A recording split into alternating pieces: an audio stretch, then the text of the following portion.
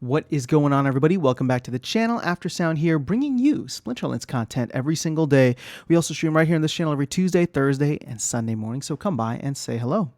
All right, guys, well, I guess this is going to be like a part 3 or maybe another follow-up to the whole, the flywheel is not enough for SPS.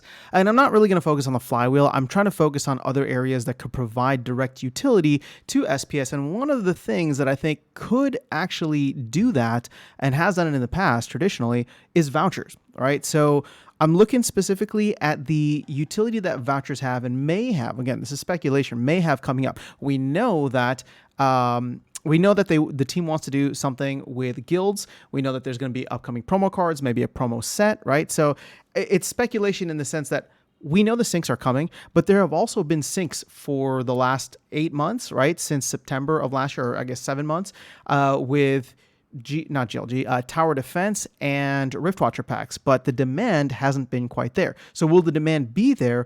And it's still there, right? Sorry, those things are still there, but will the demand be there as we get these new potential things online, such as guilds, such as another promo set, and of course, any promo cards that they do on a quarterly basis? So we're looking at vouchers right now, and you can see here, I just put a random number in, but the APR for staking SPS is 29%, but that includes the SPS you receive, the vouchers that you get, and then also the GLX airdrop. Now, I want to cut the GLX airdrop out for a second, just because we know that there's a limited time on that. It's going to end before the end of the year. I think either like October or November of this year.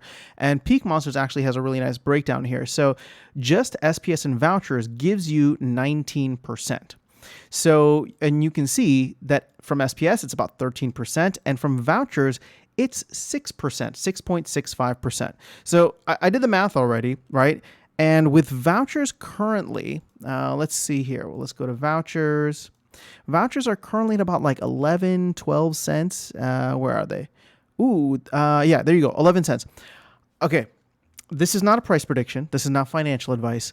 All I'm trying to say is that I could see vouchers in the future if we can find the right kind of supply-demand equilibrium, and there are cool things that people want to get, like, this voucher store that we were supposed to get over a year ago. If we can get those things, I could see vouchers being valued at about 50 cents. And the reason for that is because we have 2 anchors already, right? They count as coupons or discounts for 2 things at different prices. For the Tower Defense packs, you get $3 off, right? Or 3,000 DEC off, essentially using vouchers. And then for node licenses, you get $5 off, or $5 in SPS off for that.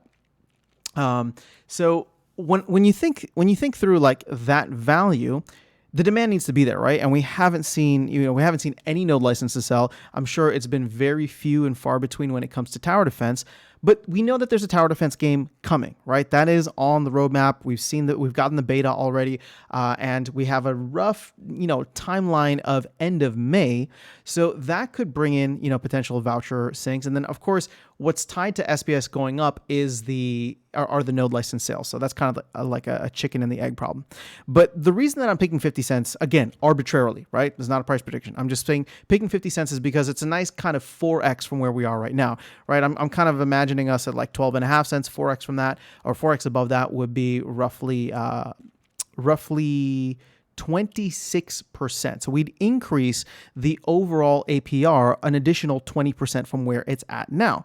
So you're looking at 19%, right? And then if vouchers were to do a 4x, that would add an additional 20%. And then when we go and add in the GLX token, right, that's an additional 9-10%. So we'd be looking at like a 40 to 50% APR all in, right? SPS, GLX, and vouchers. 40%, 41% for just SPS and vouchers, and then GLX bringing in an additional 10%. But keep in mind, GLX is super low right now. But again, I don't want to count GLX for the long run. This to me would be an SPS and voucher thing in the long run, because we know that SPS is going to go at least for a couple more years, and vouchers at the very minimum are indefinite as it stands right now.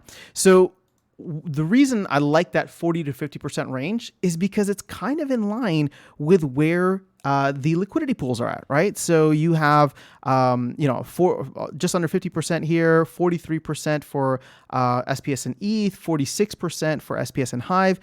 So the thing is, a lot of people probably don't see the need to stake SPS right now. Again, because there's not direct utility, you can get much better yield and have exposure to other tokens like Hive, Ethereum, or BNB if you were to go into these liquidity pools. But of course, the liquidity pools also present risk. So I'm not saying to go into liquidity pools. All I'm saying is that if the yield for staking SPS, and again, the yield is a direct utility, right? And I don't tell people, I tell people all the time, don't chase yield, but everybody's going to do it, right? That's just what it is. So the yield is a direct utility that can be applied to SPS. And right now we're getting like 29, 30%, right? With the GLX token, but you add an additional 20% on there.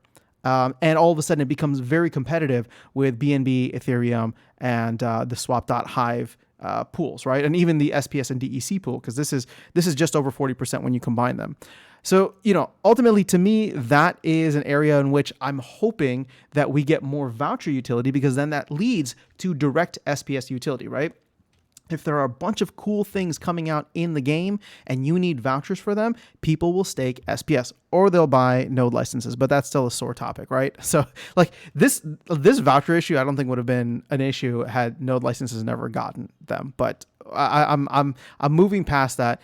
All I'm saying is that SPS in terms of direct utility got devalued. So if we can get some of that value back by syncing so many of these vouchers or burning a lot of these vouchers into different syncs for things that people actually want, right? Nobody wants Rift Watcher packs. Nobody wants, or at least nobody wants Rift Watcher packs more than the amount of vouchers are being printed today. Nobody wants Tower Defense packs more than the amount of vouchers are being printed today. So if we can get guilds, and that's really, really what I'm hoping for, guilds, a promo set, mini set, whatever it ends up being, promo cards, and then looking a little bit further out into Q3 and the roadmap, kind of what they have planned, cosmetics, right? And that is like pure speculation. We don't even know, what's Q2 is going to look like. But if we can get, to Q3 with everything that they want to get done in Q2 done, and then they can focus on the cosmetics and things that they had, I think those could be huge voucher syncs as well. So vouchers represent an area of direct utility for staking SPS, for buying and holding and staking SPS.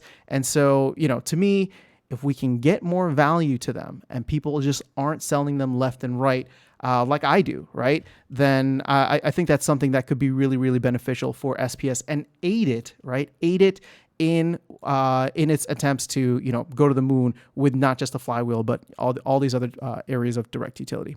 So that is all I have for you guys in this video. Let me know your thoughts in the comments below. I'll catch you all in the next one and see you around the game. Take care.